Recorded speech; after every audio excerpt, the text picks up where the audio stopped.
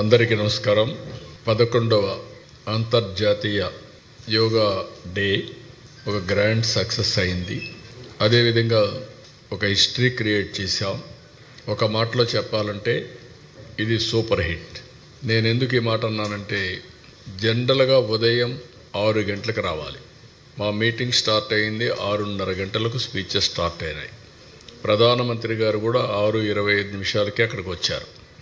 అలాంటిది early morning మేము కూడా అనేక ఏర్పాట్లు చేసుకున్నాం. స్కీమ్ ఏ, స్కీమ్ బి కూడా. వర్షాకాలం, ఒకవేళ వర్షాలు వస్తే స్కీమ్ బి కింద 30,000 మందికి ఇది ఇంటర్నేషనల్ ఈవెంట్ కాబట్టి ఏమాత్రం వాయిదా వేయడానికి వీలు లేదు.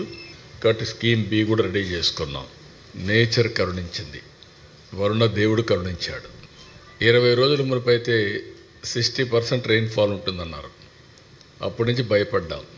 రాను 0 రెయిన్ఫాల్కి వచ్చాం. ఈరోజు మధ్యాహ్నం పైన 0.02 mm పడుతుందని అన్నారు 2 గంటల పైన. ఆ విధంగా అది ఒకటి సక్సెస్ అయ్యాం. 3,03,654 మంది అనుకున్న వెన్యూకి, అది కూడా క్యూఆర్ కోడింగ్తో వచ్చారు.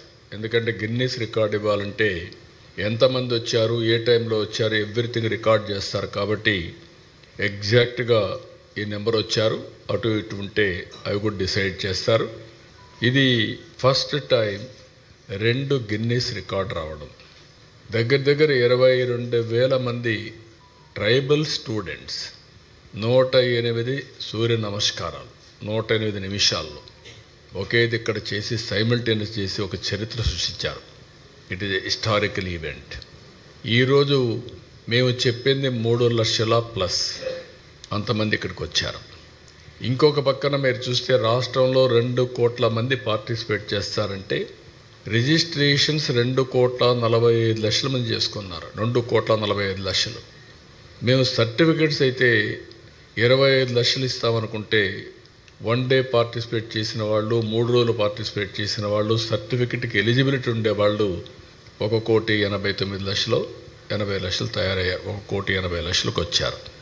ఇవన్నీ చూసిన తర్వాత నేను మనస్ఫూర్తిగా మరొక్కసారి ప్రధానమంత్రి నరేంద్ర మోడీ గారిని అభినందిస్తున్నాను. ఇక్కడ మీరు గుర్తుపెట్టుకోవాల్సింది, ప్రజల్లో ఒక చైతన్యం లేకపోతే, దీనివల్ల లాభం ఉందని భావించకపోతే ప్రజలు రారు. అందులో తెల్లవారుజామున 2 గంటలకు లేచి ఇక్కడికి వచ్చి యోగా చేయాలి, సంఘీభావాన్ని తెలియచేయాలని ఎవరు ఊహించరు, రారు కూడా. మనం బలవంతంగా తీసుకొచ్చినా రారు. అలాంటిది 10 సంవత్సరాలు ప్రధానమంత్రి గారు చేసిన కృషి ఫలించింది. ఆయన ప్రపంచం మొత్తం దీన్ని ప్రమోట్ చేశాడు. 175 దేశాలు యాక్సెప్ట్ చేశాయి. వాళ్ళు కూడా ఆచరించే పరిస్థితికి వచ్చారు. ఈరోజు ఒక్క రోజున మీరు చూస్తే 12 లక్షల లొకేషన్స్, 10 కోట్ల మంది భాగస్వాములయ్యారు. ఒకప్పుడు యోగా అంటే కొంతమందికే పరిమితం. అలాంటిది ఈరోజు యోగా అనేది అందరికీ అవసరం, అందరిది అనే భావం తీసుకొచ్చిన ప్రధానమంత్రి గారిని అభినందిస్తున్నా. ఆయన ఒకరోజు నేను పోయినప్పుడు అమరావతికి రీస్టార్ట్ ఆఫ్ వర్క్స్ కోసం వెళ్ళాను. ఆ రోజు మాట్లాడుతూ ఉంటే, ఇంటర్నేషనల్ యోగా డే వస్తుంది, 10 ఏళ్ళు అయింది, దీన్ని బాగా ప్రొజెక్ట్ చేస్తే బాగుంటుంది, విశాఖపట్నం అయితే బాగుంటుందని అనుకుంటున్నాను, మీరు కానీ హోస్ట్ చేయగలిగితే బాగుంటుందంటే ఇమ్మీడియట్గా యాక్సెప్ట్ చేశాను. నేను ఈ మాత్రం ఉద్యమ స్ఫూర్తి రావాలంటే 10 ఏళ్ళు పట్టేది. అది ఒక్క నెలలో చేయగలిగాం. ప్రధానమంత్రి గారు వస్తున్నారు, యోగా డే ఫిక్స్ అయింది, డెడ్ లైన్. ఎవరూ చేయని విధంగా 1 మంత్ షెడ్యూల్ ఇచ్చాం, మైన్యూట్ షెడ్యూల్ ఇచ్చాం.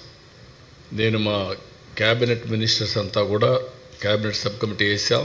వండర్ఫుల్ వర్క్ చేశారు, వాళ్ళని అభినందిస్తున్నా. దానికంటే అధికార యంత్రాంగం, సిఎస్ గారి దగ్గర నుంచి, కృష్ణబాబు హెల్త్ సెక్రటరీ దగ్గర నుంచి, జిల్లా కలెక్టర్స్, ప్రత్యేకంగా విశాఖపట్నం కలెక్టర్, అదే సమయంలో డీజీపీ దగ్గర నుంచి పోలీస్ ఆఫీసర్స్, ఇంత పెద్ద ఈవెంట్ని 0 ఇన్సిడెంట్. It is historical. చిన్న ఇన్సిడెంట్ కూడా జరుగుతూ ఉంటాయి, అలాంటివి కూడా జరగకుండా చేయగలిగారంటే టెక్నాలజీ ఉపయోగించారు, ప్రాపర్గా ప్లానింగ్ చేశారు, ట్రాకింగ్ చేశారు. ఎప్పటికప్పుడు అకౌంటబిలిటీ తీసుకొచ్చారు, కంట్రోల్ రూములు పెట్టి. అదే సమయంలో ఈవెంట్ కూడా సక్సెస్ కావడానికి మీరు చూస్తే ఒక మంచి ఈవెంట్ కూడా ప్రభుత్వంలో ఉండే అధికార యంత్రాంగం, ప్రజాప్రతినిధులు కూడా సంఘీభావంగా పనిచేశారు. పొలిటికల్ లీడర్షిప్ ప్రజాప్రతినిధులు ఇచ్చారు, అడ్మినిస్ట్రేషన్లో చేయాల్సిన పనులు వాళ్ళు చేశారు. అందువల్లనే ఇది ఒక మ్యాసివ్ సక్సెస్ అయ్యే పరిస్థితి వచ్చింది. ఇంకొక పక్క నాకు విశాఖపట్నం అంటే ఎప్పుడు ప్రత్యేకమైన అభిమానం. నేను ఇప్పుడు కాదు, అన్నిసార్లు చెప్తా ఉంటాను, ఇదే సెక్రటరియేట్తో ఇది కలెక్టరేట్తో నాకు ప్రత్యేకమైన అనుబంధం ఉంది. ఉదూహుద్ వస్తానే ఫస్ట్ నేను ఒక్కడనే ఇక్కడ రాగలిగాను. ఫస్ట్ డే ఉదూహుద్ నిన్న సాయంత్రం వస్తే నెక్స్ట్ డే మార్నింగ్ రాలేకపోతున్నానంటే నేను ఆ రోజు హైదరాబాద్లో ఉండి క్లియర్ అయినాకు వస్తే ఆ ఇంపాక్ట్ ఉండదు, అధికార యంత్రాంగంలో కూడా అలర్ట్నెస్ ఉండదు. నేను అక్కడి నుంచి బయలుదేరాను. డిఫెన్స్ ఒకే మాట చెప్పారు, ఫ్లైట్ కెనాట్ టేక్ ఆఫ్ అని. ఏంటని అడిగాను. వెదర్ ఇది నాట్ కోఆపరేటింగ్, మీరు వెళ్ళడానికి లేదు సార్ అని చెప్పారు. కాదు, ఎక్కడి వరకు వెళ్తే అక్కడికి వెళ్దాం, నేను వెళ్తానన్నాను. నేను వస్తే విజయవాడలో ఆపేశాం. విజయవాడ నుంచి బై రోడ్ రావాలనుకున్నాను విశాఖపట్నానికి. బై రోడ్ రావాలనుకుంటే కాదు అని రాజమండ్రిలో చెట్లన్నీ అడ్డం పడిపోతే రాజమండ్రిలో నైట్ హాల్ట్కి అయ్యాం. అక్కడి నుంచి నెక్స్ట్ డే హెలికాప్టర్ తెప్పించుకొని ఇక్కడికి వచ్చాను. కలెక్టరేట్ కళావిహీనం అయిపోయింది. అన్ని చెట్లు పడిపోయి గందరగోళమైన పరిస్థితి. ఏ హోటల్లో కూడా నీళ్ళు లేని పరిస్థితి. ఇళ్లల్లో నీళ్ళు లేవు, కరెంట్ లేదు, ప్రొవిజన్స్ లేవు. జనజీవనం మొత్తం స్తంభించిపోయింది. అక్కడి నుంచి ఎట్లా పోవాలో కూడా తెలియదు మాకు అప్పుడు. ఎక్కడి నుంచి ఏం చేయాలో తెలియదు. అక్కడి నుంచి ఇక్కడే సెటిల్ అయ్యాను.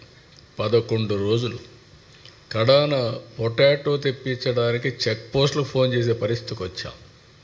అక్కడి నుంచి నేను చూస్తే ఆ చీఫ్ మినిస్టర్లకు ఫోన్ చేసి ఊరికే కాదు, మీ గోడౌన్లో ఉండేటి పంపించండి, మేము డబ్బులు ఇస్తాము ఇమీడియట్గా అని చెప్పి తెప్పించాం.